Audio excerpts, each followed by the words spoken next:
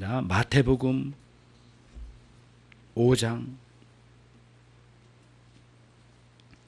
31절로 32절의 말씀입니다.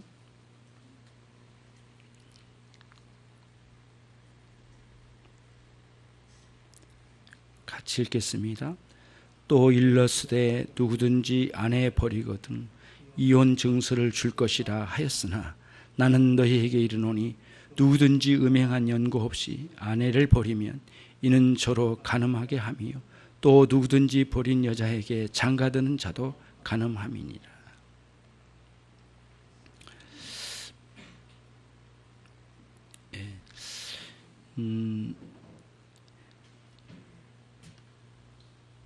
예수님께서 오늘 이 말씀을 하신 것은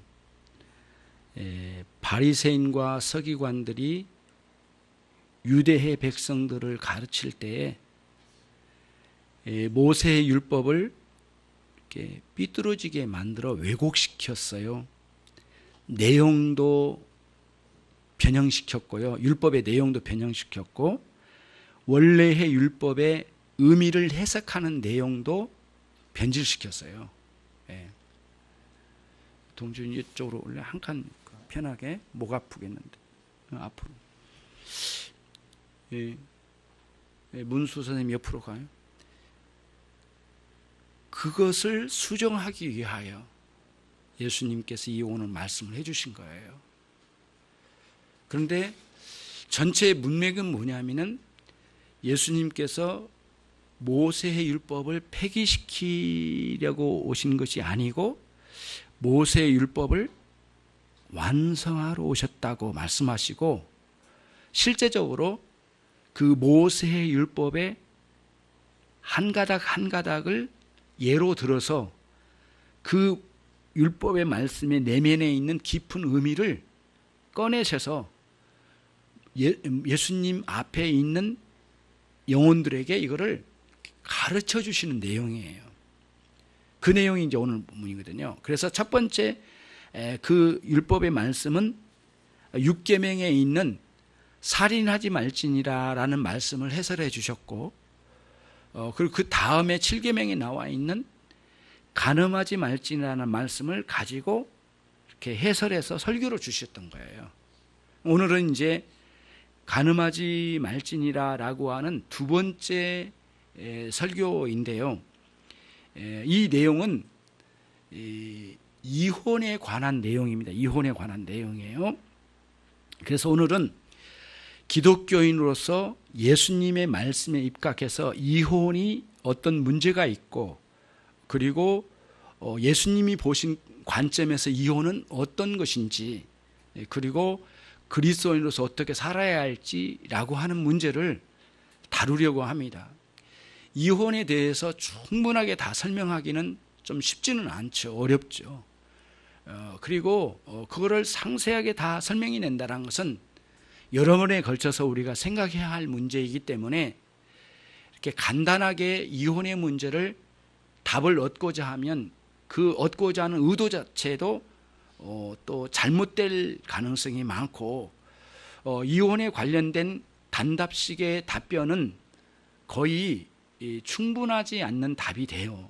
그래서 여러분 쉽게 생각해서 답을 얻어내려고 하지 말고 아주 종합적이고 다면적이고 그리고는 여러 가지 각도에서 이 이혼의 문제를 생각하고 다뤄가고 그리스도의 마음으로 예수님의 마음으로 이 결혼 생활을 바라보는 그런 관점을 살려가야 되는 거예요. 그러면서 여러분과 제가 살아계신 우리 주님을 우리 온 마음 다하여 지금 섬기고 있잖아요. 그리고 그분이 내 인생 가운데 오셨잖아요. 그래서 내 마음과 영혼을 다스려 주시고 내 인격도 다듬어 가시고 내 삶의 습관도 바꿔 가시고 내 환경도 새롭게 해 가시고 내 남은 인생도 새롭게 창조해 나가시는 하나님의 역사 속에 우리가 있지 않습니까? 그래서 이혼에 관련된 오늘의 가르침을 잘 마음에 새겨서 다시 새롭게 우리의 인생을 시작하는 계기가 돼야 되겠어요. 물론 우리 중에는 이혼을 경험하신 분도 계세요. 제가 여러분들의 마음을 모르는 게 아니에요. 사실은 그러니까 사별보다는 부부가 한쪽이 죽어서 사별할 때 경험하는 고통보다 이혼할 때 오는 고통이 더 크다고 해요.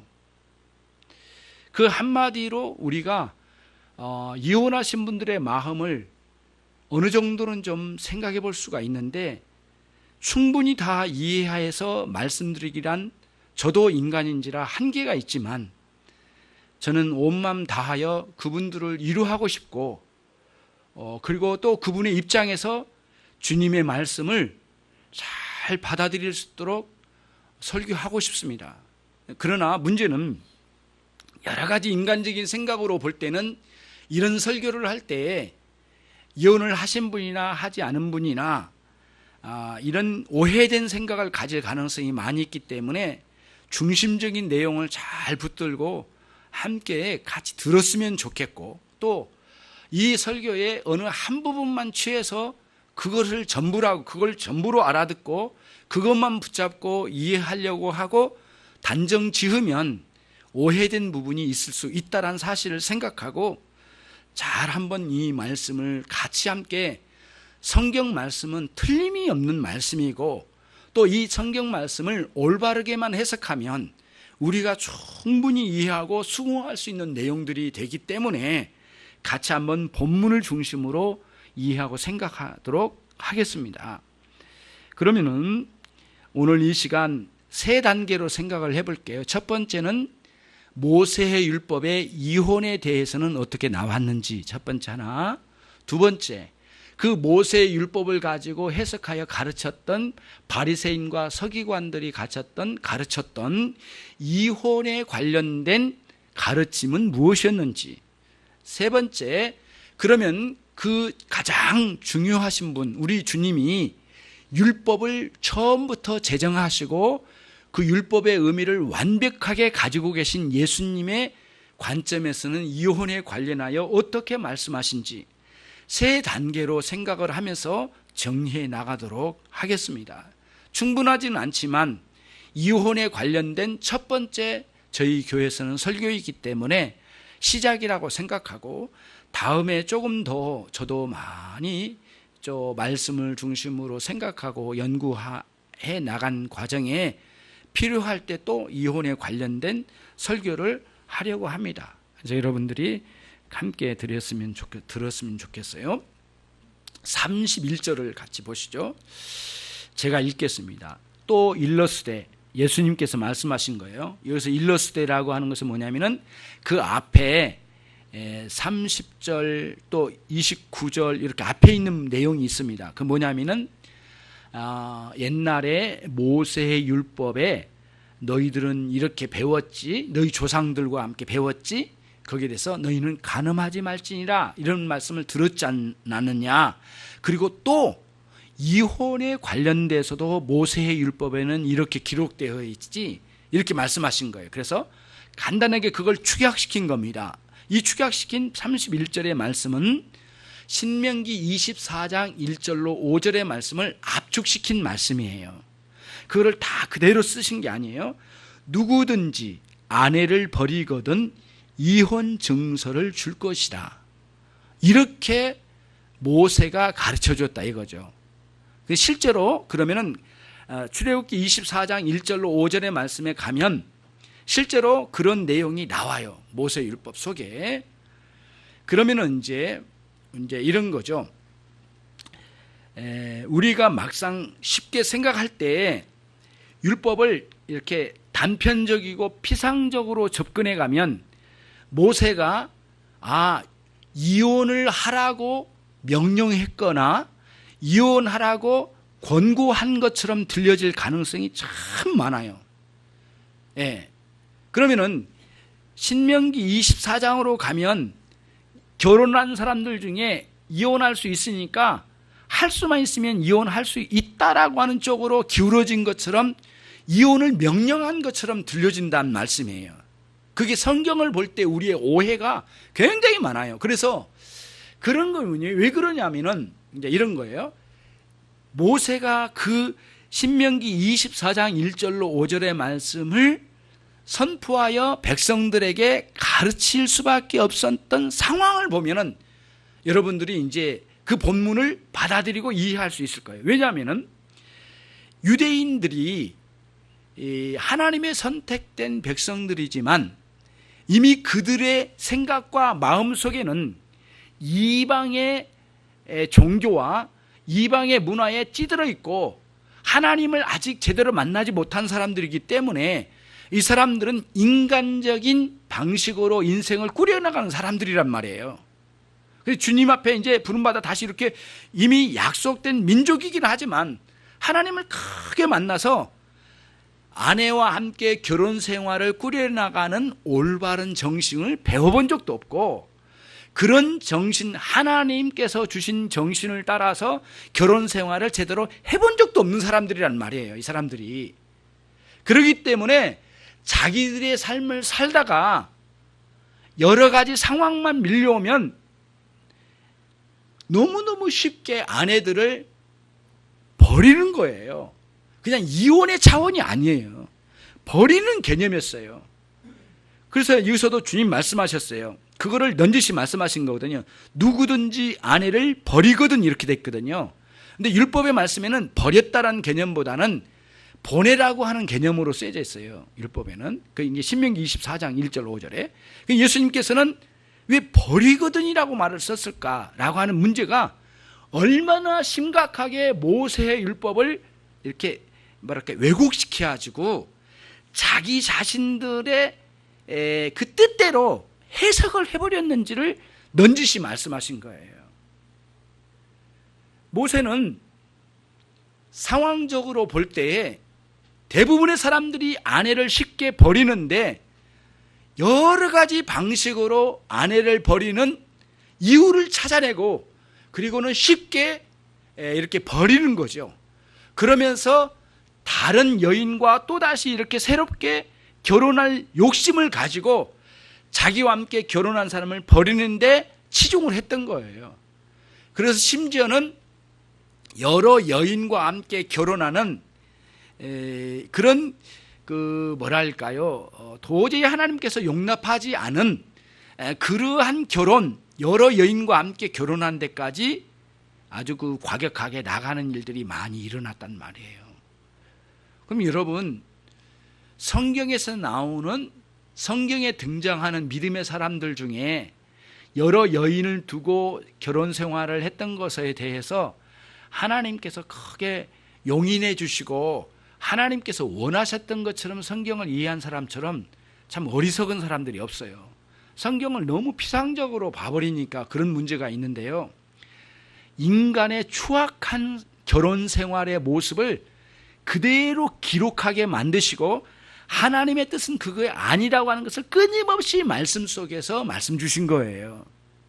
그런 그 세속적인 문화에 찌들어 있는 왜곡된 하나님의 뜻이 아닌 그런 문화에 찌들어 있는 상황 속에 하나님의 말씀이 내려온 것이지 그것을 다 용인하고 받아주고 그래라고 하신 것이 아니란 말씀이에요. 하나님의 본 뜻은 아니었다는 거예요. 그런 관점을 생각해야 되는데 유대인들이 쉽게 아내들을 버리는 거죠. 다시 말하면 힘 있는 자가 힘 없는 자를 버리기도 하고 억압하고 인격적으로 모욕을 주는 그런 일이 있었는데 특별히 유대인 사회에서 그런 고대의 가부장적이고 아주 왜곡된 그리고 아주 그 뭐랄까요 이해가 되지 않을 정도의 가부장적인 사회 속에서 유대인들에게서 아내를 버린다 함은 무엇일까? 몇 가지를 좀 메모를 해봤는데요. 일단은 경제적인 모든 고난을 박탈시키는 거예요. 이렇게 이혼해서 이자료를 준다? 그러한 절차나 이런 거 없어요. 아주 그 아내를 버리고 우리는 뭐 이혼이라는 용어를 쓰지만 그들은 버림의 개념이 굉장히 강했단 말이에요. 그리고는 법적 기본권도 상실되어 있어요. 그러니까 남편으로부터 버림받은 아내들의 삶은 매우 비참한 상황으로 떨어졌던 거예요. 그 당시의 상황이. 그리고 사람들에게 버림당하고 멸시당하고 심지어는 그렇게 사랑했던 자녀들을 내려놓고 가야만 하는 비극적인 삶이 새롭게 시작되는 거예요.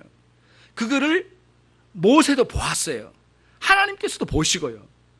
그래서 하나님께서 이러한 아주 그 퇴행적인 그러한 인간들의 결혼 생활을 가만두지 않으셨어요. 그래서 거기에 대해서 이 무지막지한 이 인생들에 대하여 최소한의 법적 절차를 만들어 주셨어요. 그게 신명기 24장 1절로 5절의 말씀이에요. 너희들이 아무렇게나 아내를 마음껏 버려버리는 그런 행태들이 있는데 그럴 수 없다. 이제는 어떻게 해야 되냐? 왜 아내를 버렸는지 그 정확한 증거를 들이대고 기록으로 남겨서 그의 버림받은 아내의 손에 쥐어서 집으로 보내줘라. 원래의 집으로 보내줘라. 이때 그냥 버리지 말라는 거예요. 집으로 안내해서 원래의 집, 친정집으로 보내줘라 라고 하는 명확한 말씀으로 법적 절차를 워낙 완악한 인생들이기 때문에, 그런 풍토가 만연하기 때문에, 사회악으로 막 등장하기 때문에 그거를 이제 하나님께서 방지하기 위하여 최소한의 법적 절차를 만들어 주신 거예요.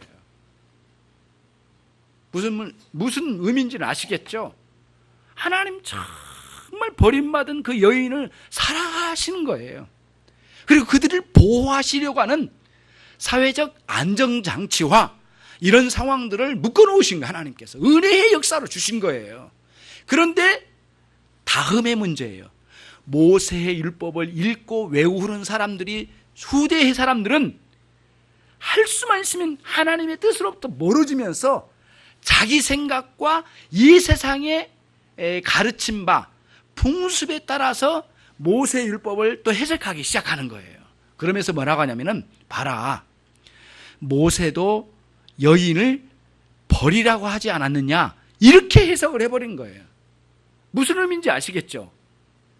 모세로는 할 수만 있으면 여인을, 아내를 버리는 것을 금지시키는 쪽에다 두었고, 안전장치를, 그 버리는 사람이 있다 하면은 그 완악한 사람, 최소한의 아무리 악한 사람이라도 법적 절차를 따라서 안전장치로 아내를 보호하는 하나님의 은혜의 차원의 말씀을 주신 거예요.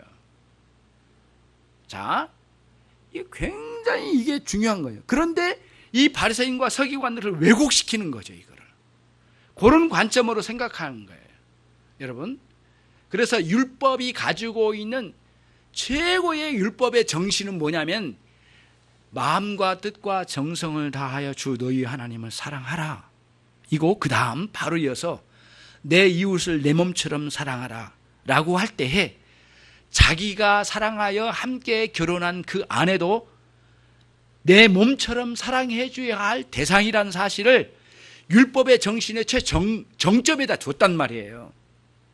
그 정점이 무너지면 밑에 있는 그 율법의 지킴은 무슨 의미가 있겠고, 또 그렇게 종교 생활로 하는 것이 무슨 덕을 세울 것이고, 또 그렇게 한들 하나님께 영광이 무슨 영광이 되겠느냐라고 하는 질문이에요. 사실상 종교적인, 인생의 자기 자신의 종교적인 하나의 옵션으로, 인생의 옵션으로 종교 생활에 둘 뿐이지, 그리고 사람들에게 뻐기고 잘난 체하고 종교적인 교만을 드러내는 자기 자랑의 하나의 옵션으로 들어온 신앙생활 뿐이지, 하나님을 진심으로 사랑하고 경배하고 그분을 이렇게 경외하는 마음으로, 떨리는 마음으로, 겸손한 마음으로 섬기는 것이 있겠느냐 이거예요. 그게 무너져버린 거죠. 그것이 이혼, 좀 예쁘게 말하면 이혼이고 원래대로 말하면 버림이죠.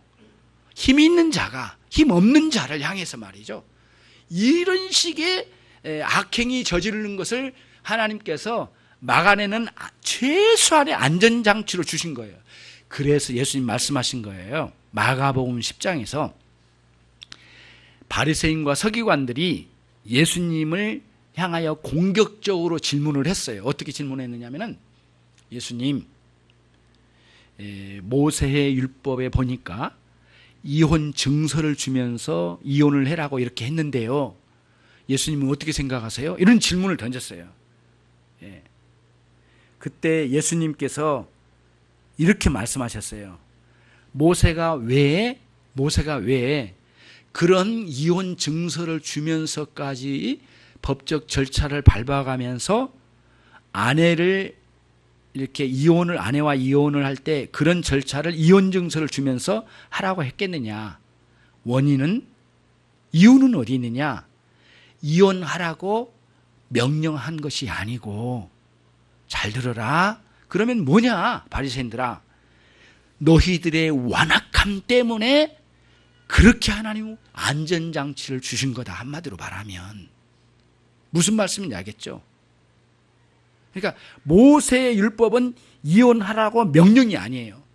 결혼하라고 명령은 주셨지만 이혼하라고 명령 주신 게 아니라는 거예요. 그런 관점으로 생각을 해야 된다는 거예요. 굉장히 하나님의 사랑이 이 율법의 말씀에, 모세 율법의 말씀에 굉장히 많이 묻어나는 내용이 담겨져 있어요. 이런 관점이에요. 그런데 또다시 후대에 바리새인과 서기관들의 가르침은 달라지기 시작한 거예요. 어떻게 달랐냐? 자기들 생각대로 하는 거예요.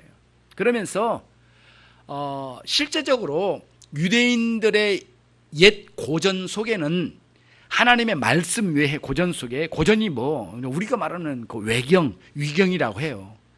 예, 그런 외경과 유경을 로마 가톨릭에서는 성경으로 끌어들였는데 그것은 무척 잘못한 거예요. 지금 잘못한 거예요.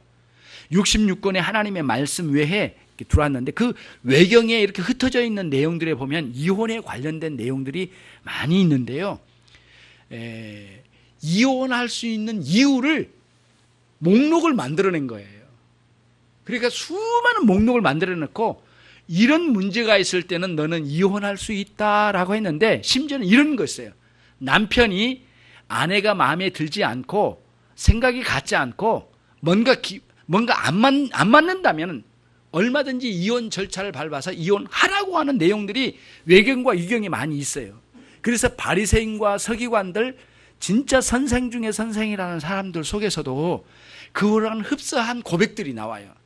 한 예로 요세푸스라고 하는 훌륭한 유대인의 선생이 있는데 그도 글 속에 이런 내용이 나와요. 뭐냐면은, 나도 우리 아내를 버린 적이 있는데 왜 버렸느냐면 그 여인은 나와 맞지 않기 때문에 버렸다라는 그런 글이 나와요. 자, 그러면은 유대인들이나 바리새인 서기관들이 이혼을 하려고 하는 문제는 어떤 가정의 문제도 있겠지만 남자로서 또 자기의 권위를 가지고 다른 여인과 결혼하고 싶은 마음이 또 생겼어. 그럴 때는 어떤 방식으로든지 간에 이전에 있는 아내를 버리는 쪽으로 가려고 하는 완악한 마음들이 도사리고 있었다는 거예요. 이게 배경이에요. 오늘 주님 말씀에는 모든 걸 다 잘라낸 거예요. 이 바리새인과 서기관들 가르침을 모두 다 쓰레기통에다 버리신 거예요. 뭐라고 버리셨느냐? 32절에 자 봅시다. 나는 너희에게 이르노니 누구든지 뭐한 연고 없이, 음행한 연고 없이 아내를 버리면, 그러니까 음행한 연고 아니고는 버리지 말라는 말씀이에요. 무슨 말씀인지 알겠죠? 그러면은 바리새인과 서기관들이 가지고 있는 이혼할 수 있는 사유의 근거를 수십 가지를 만들어 놓고 남자들로 하여금 그런 근거에 해당되면 이혼을 하도 된다. 그리고 이혼 증서를 하고 이혼 절차를 밟아라. 이렇게 말한 유대인들의 가르침 모두 쓰레기통에 들어가게 되는 거예요. 더 충격적인 이야기가 한 가지 더 있어요. 뭐냐면은 모세 율법에 의하면은 이혼할 수 있는 근거로서, 이유로서, 원인으로서, 근거로서 음행한 연고 자체가 나오질 않아요. 나올 수가 없죠. 왜? 모세 율법에 의하면 음행한 사람은 사형 선고를 내렸어요. 그렇기 때문에 모세 율법 아래서는 간음하였다라고 하는 것은 그 자체는 죽음 자체였단 말이에요. 그러니까 이혼 절차를 밟기도 전에 이미 결혼은 끝나버린 거, 한쪽이 죽어버리는데 무슨 이혼이 있냐고요. 그러니까 없는 거예요. 모세 율법에서 그게 자체가 없단 말이에요. 그러면 뒤집어 보자고요. 자, 생각하고 따라와요. 자, 제가 드린 말씀 잘 듣고 따라와야 돼요. 그러면은 예수님 말씀에 이 음행한 연고 없이는 이혼하지 말라라고 하는 주님의 말씀에 의하면 이혼할 이유를 모두 제거시키고, 그리고 이혼할 조건으로 이미 와 있지도 않는 음행이라는 말씀을 집어넣어서 결국에는 사사로이 인간적인 결정에 의하여 이혼할 수 없음을 말해준 거예요. 지금 논리적으로 그런 말씀이에요. 그러면 이제 여러분 이제 생각하시죠. 우리 중에는 이혼을 경험한 분도 계시고, 또 이혼 안 하신 분도 계세요. 그러면은 이런 거예요.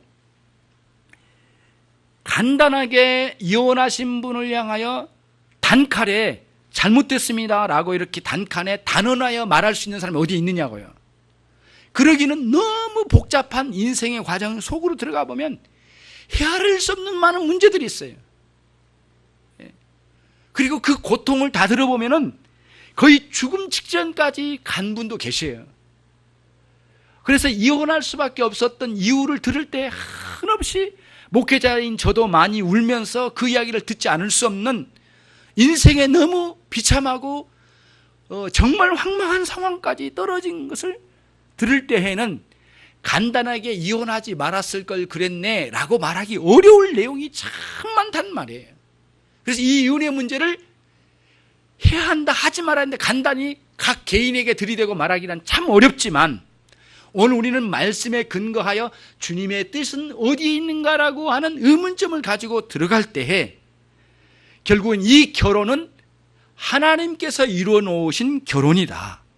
그리고 하나님의 뜻에 의해서 진행된 결혼이라고 하는 큰 대의, 결혼의 대의, 큰 뜻, 이 뜻을 잘 붙들고 우리의 결혼 생활이 하나님의 뜻 안에서 진행되고 있다는 사실을 확인하고 또 진행시키고 그 정신을 따라 결혼 생활해 가야 된다는 사실을 말씀해 준 거예요.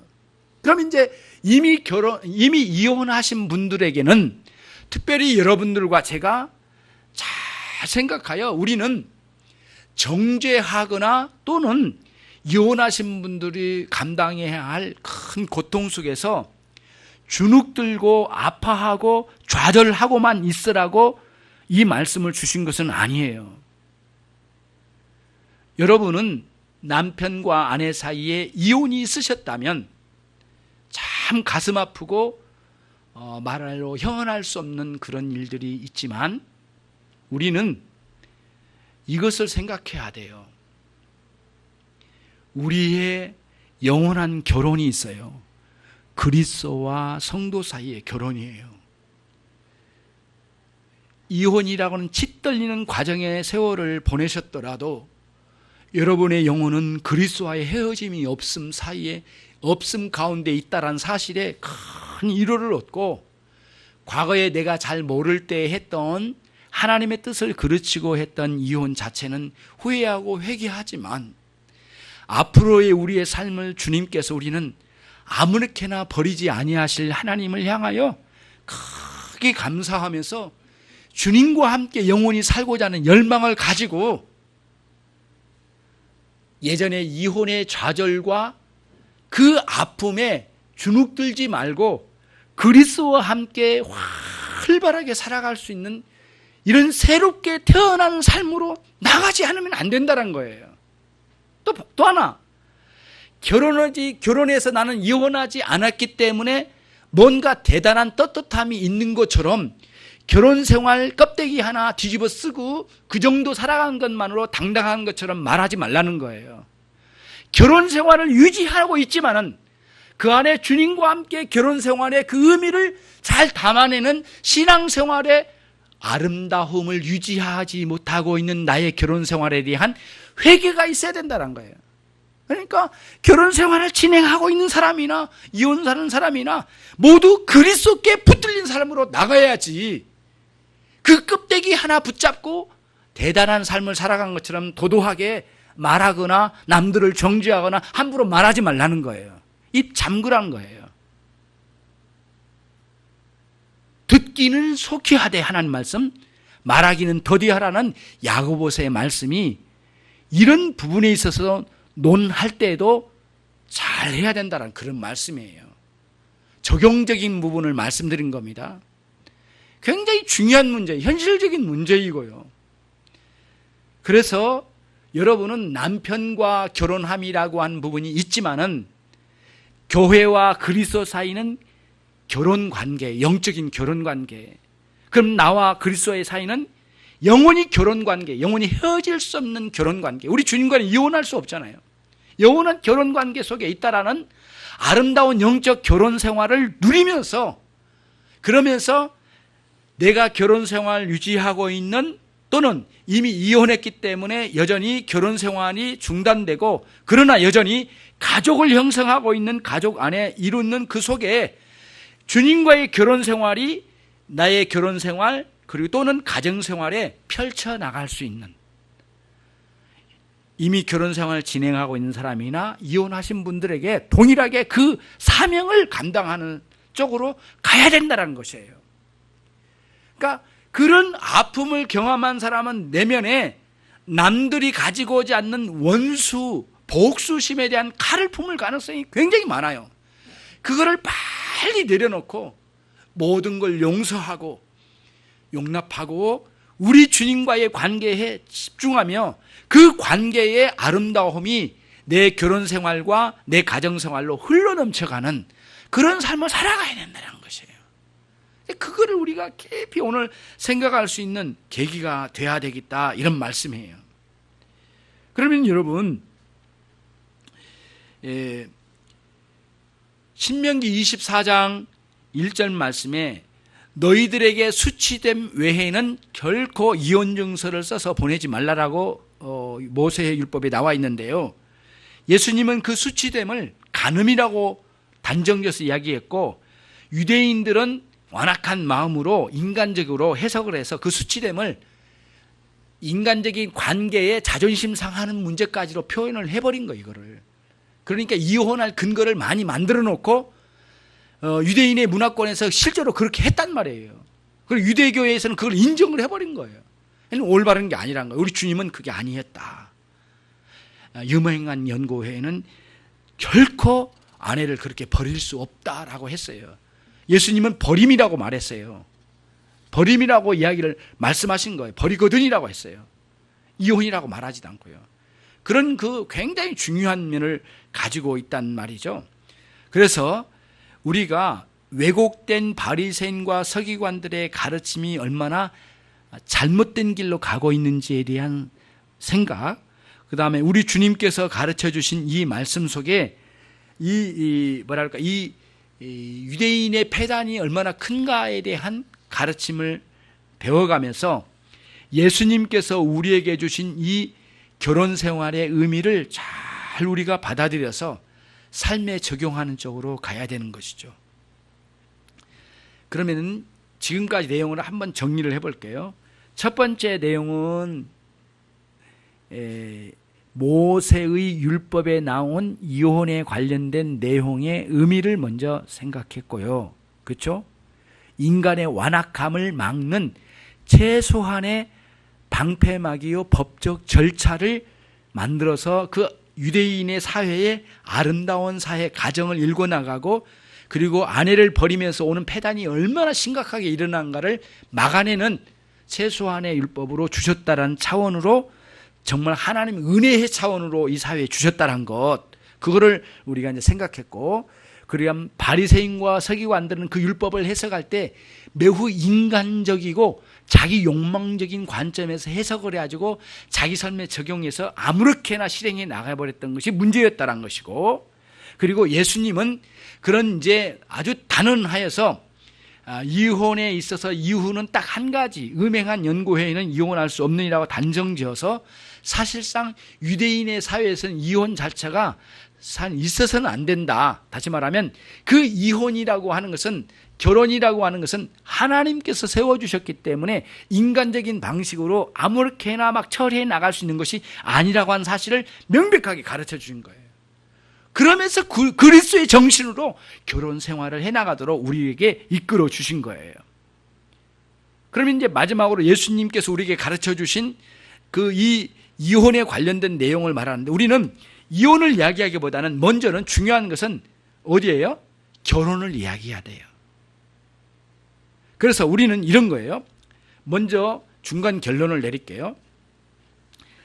너무 많이 우리가 신앙에서 마지막 중환자, 신앙생활의 중환자실에 있는 중환자, 인공호흡기 꽂아 있는 상태에서만 그런 극단적인 어려움만 가지고 하나님께 이야기하려고 하는 사람이 많아요. 예를 들자면 이런 거예요. 지금 다 목사님 이혼해야 될까요? 말아야 될까요? 이런 식으로. 그러니까 저 끝에 벼랑 끝에 매달려가지고 마지막 끈앞을 하나 남았어. 이거 붙잡고 놓을까요 말까요? 이렇게 말하는 것이 신앙생활이 아니란 거예요. 그럼 뭐냐? 벼랑 끝에서 올라와서 아름다운 결혼생활로 올라와서 여기서 누리는 원래의 신앙생활에 있어야 할 아름다운 결혼생활을 풍성하게 누리는 문제가 어떤 것인지를 잘 배워가는 쪽이 있어야 된다는 거예요. 근데 우리는 이혼해야 될까요 말아야 될까요? 저 벼랑 끝에서 끈앞을 하나 붙잡고 겨우 거기서 놀까요 말까요? 이런 식으로 물어보는 것은 너무 많이 이렇게 신앙생활에 추락한 상황만을 말하는데, 우리는 그러지 말아야 된다는 거예요. 속히 영적으로 회복하여 올라와서 그렇게 결혼생활에 고통스러운 것이 사실이지만 거기서 올라와서 그리스도의 사랑을 마음껏 누리고 원래의 정상적인 결혼생활에서 누리는 행복을 누려가면서 아름다운 결혼생활을 펼쳐나가는 그 세계로 발돋움해서 올라와서 이 아름다운 결혼생활을 논하는 것이 중요하지, 이혼을 할까요 말할까요 마지막 판에서 중환자실에 산소호흡기 꽂을까요 뺄까요 라는 식으로 말하면 이 신앙생활의 정답을 거기서만 얻으려고 하면 안 된다는 거예요. 정답은 산소호흡기를 꽂을까요 말까요가 아니라 건강할 때 신앙생활은 뭔가요? 라고 하는 것을 먼저 논해야 된다는 거예요. 이게 신앙생활의 순서라는 거예요. 예.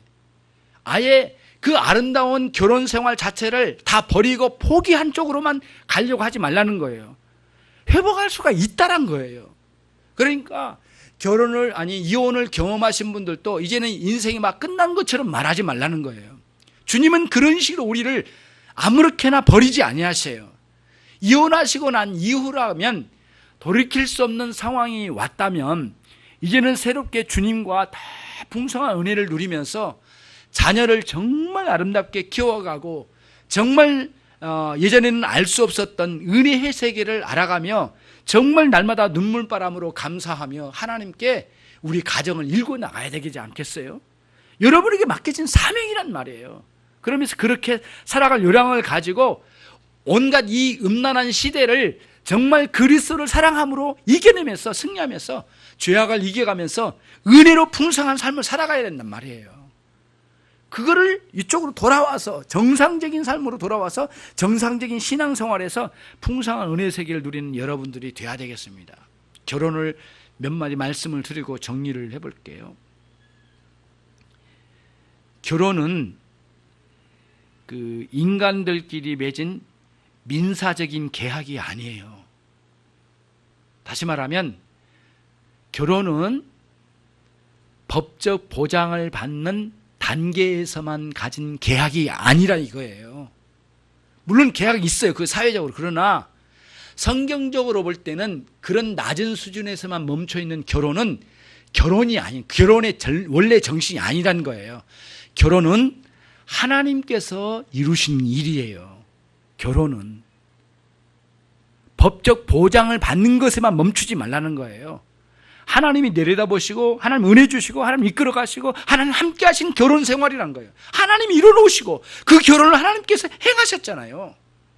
그러니까 결혼은 내가 좋아서 남편과 만나 결혼한 것 자체, 내가 이룬 결혼이가 아니라 나를 그렇게 만나게 해주시고 결혼하게 하신 하나님은 하게 하신 분은 하나님이시라는 거예요.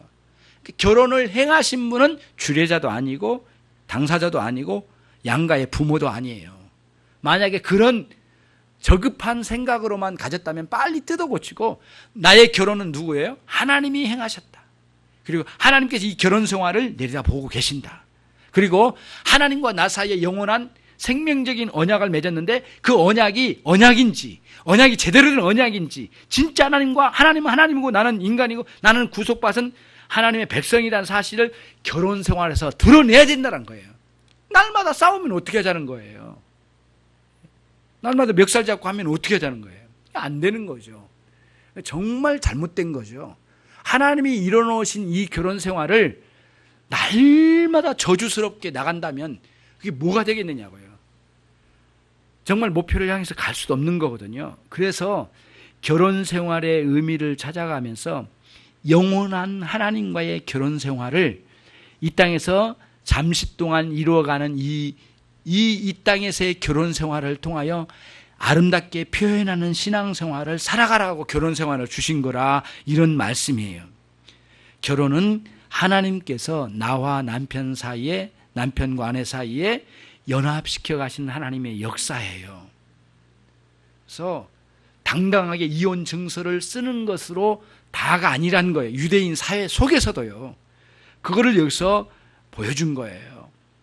우리는 결혼 생활을 겉으로 잘 유지하고 있는 여러분들 아내나 저나 우리 모두는 부패한 본성에 들끓는 죄악이 있다는 사실을 직시해야 돼. 그리고는 그런 음란한 생각과 음란한 유혹에 대하여 싸워가면서 아름다운 결혼 생활에서 하나님의 뜻을 이렇게 밖으로 구현시켜 나가야 된단 말이에요. 현실화시켜 나가야 된단 말이에요. 실제적으로 그러지 않으면 결혼 생활의 그 본 뜻을 나타내지 못하고 있다라고 하는 것이에요.